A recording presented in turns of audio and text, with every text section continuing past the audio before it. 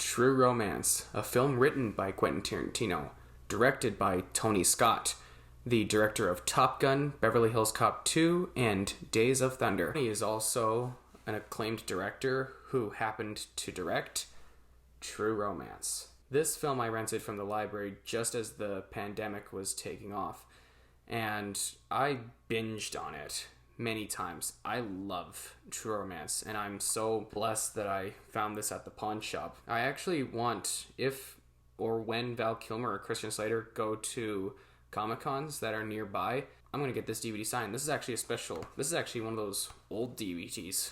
Most DVDs are old now, but this is like one of the earlier DVD holders where you just have to pop it open like that, and boom, there's your film. Anyways, True Romance follows Clarence, played by Christian Slater.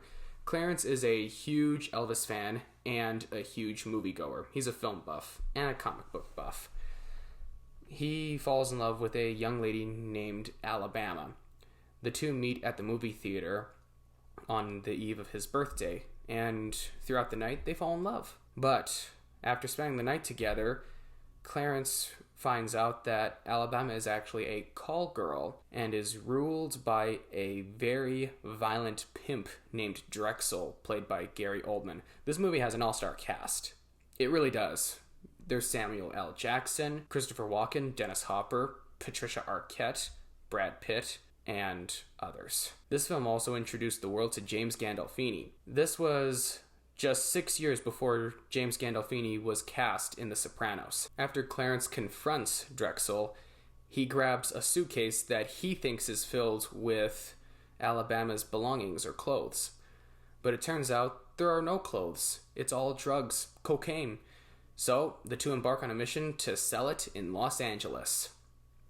Well, little did Clarence know was Drexel was a mafia associate, and the cocaine that Drexel had belonged to them. Now the mob is after Clarence. Oh dear. What I love about Quentin Tarantino is that he just makes everything sound cool.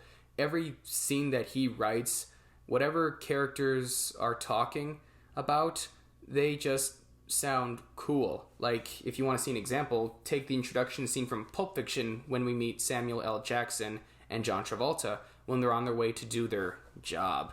And they're talking about Mia and how she worked on a TV pilot. And then Samuel L. Jackson talks about what a pilot is to John Travolta. And it just actually sounded really cool. Well, in True Romance, you see the same thing. They talk about Elvis and they talk about, basic life things, really. And they sound cool. Really. You can... I don't know what's up with Quentin Tarantino, but he's like a King Midas of screenwriting. Like, whatever he puts on paper, it just turns into gold. One of the most memorable scenes in True Romance that most people seem to research is the scene between Dennis Hopper and Christopher Walken, when Dennis Hopper's character accepts his fate and he decides to go out with an insult to Christopher Walken's character, Vincent.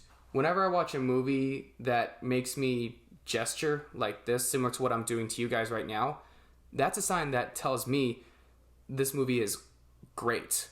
Okay, if a film can get me to gesture like this to the monologues or to the speeches the characters are saying, that gets me, that's a good sign. That shows you how much I like the film. True Romance is a real film to help you escape.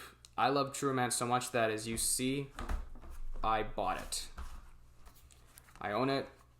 I'm glad I do. So I don't really have to tell you the rating to it, because if I buy a movie, that just tells you how much I like it. Are you a fan of Quentin Tarantino? Well, then here's your film. It's filled with all of Quentin Tarantino's trademarks. Just keep in mind, Quentin Tarantino did not direct this. Tony Scott directed this.